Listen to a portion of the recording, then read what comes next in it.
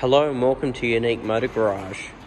Today we're looking at a 2010 Mercedes-Benz ML350 petrol.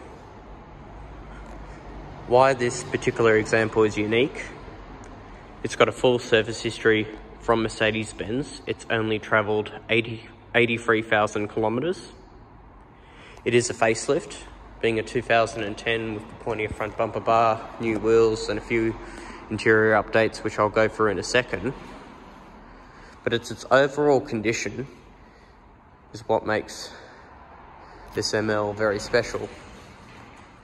Because most SUVs, you can find a low kilometre example, but they're not owned by enthusiasts or anyone that appreciates cars, as they're used as family cars and kids don't really keep them in good condition.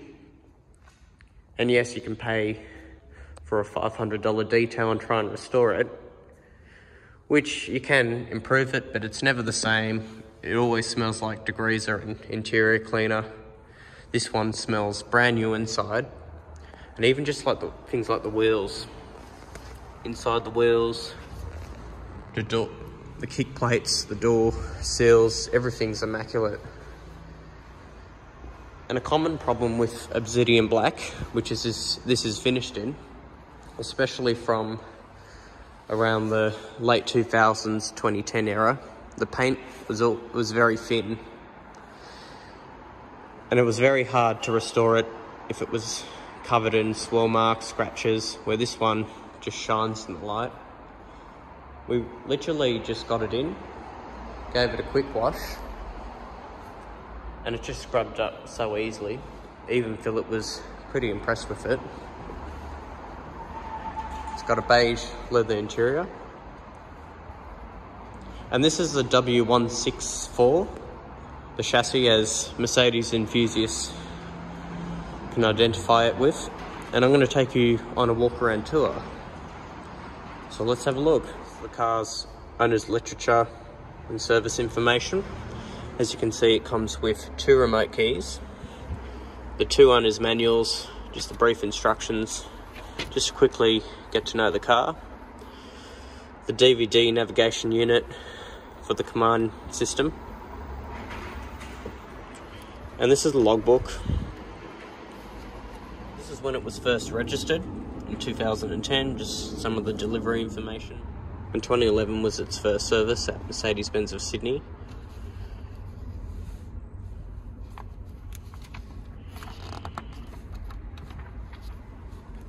All the way up to 2022 at Mercedes-Benz of Parramatta, and it actually had a B service, which is quite expensive, so all the air filters, spark plugs, brake fluid have all been done. Now let's have a look at the driver's side. I'm going to remove the mat and just look at the carpets, the leather. For an SUV, this is pretty uncommon. And I'm just going to sit down and show you around, so I better put that down. It has electric seats with memory and lumbar support. And just even the Mercedes-Benz aluminium covers aren't all scratched. Got burl walnut wood grain.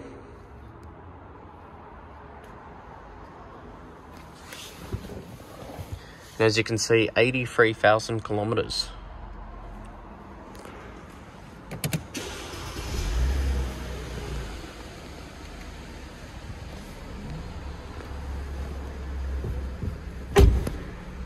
Now these were far more superior than the first generation ML it replaced, in terms of the design and the build quality.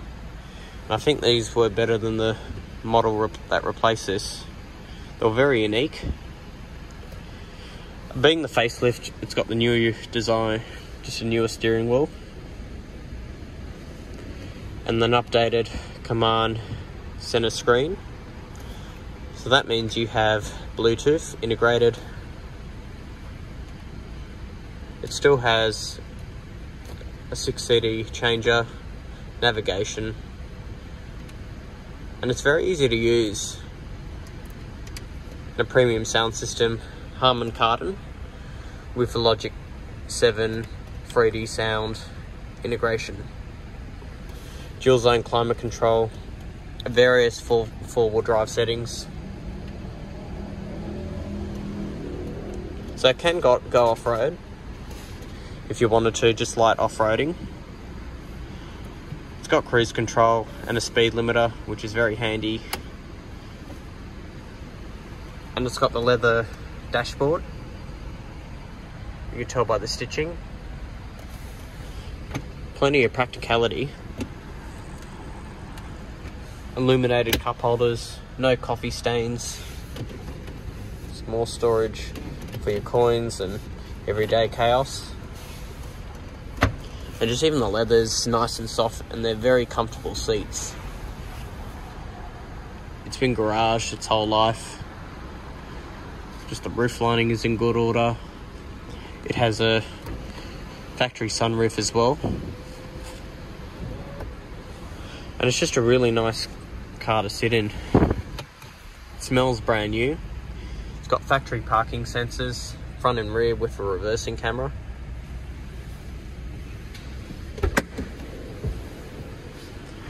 Now let's move on to the rest of the car. Moving towards the second row.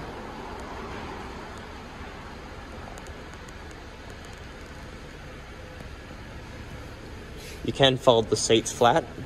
If I put that up, you can remove the parcel tray as well. Pretty much you have a flat floor, and you can do the same with the seats on the left side of the car as well. And I just did that with one hand. Even in the back seats, the carpets are pretty good. Rear passengers also have rear climate, a 12-volt socket to keep their mobile devices charged, some mat pockets, some storage on the bottom of the door. And it's pretty spacious at the back here. There's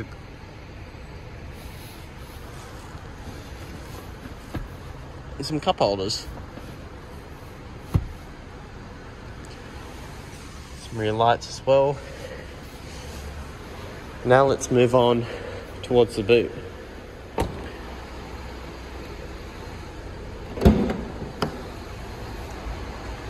And just even the back on the boot tub, I can't see any stains. Even the metal's pretty good. It has a full-size spare.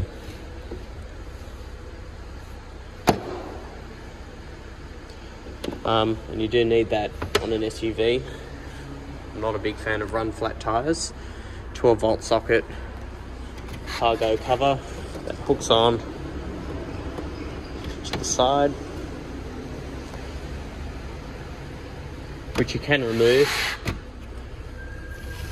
So we've got the net at the back.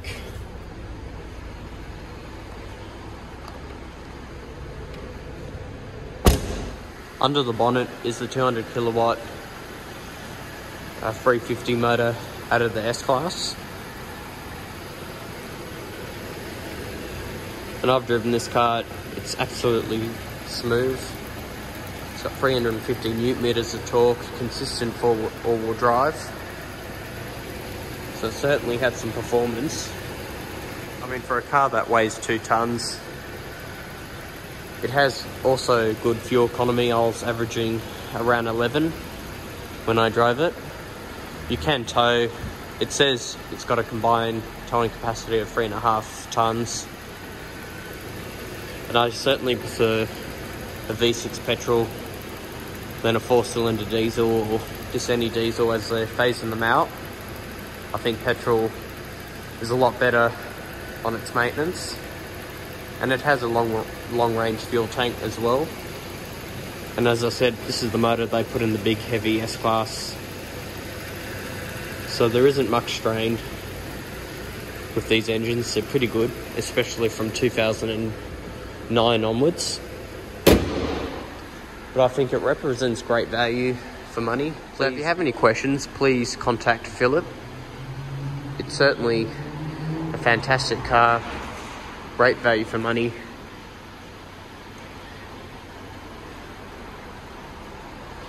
Thank you for watching. Please subscribe and like our videos for more content. Thank you very much.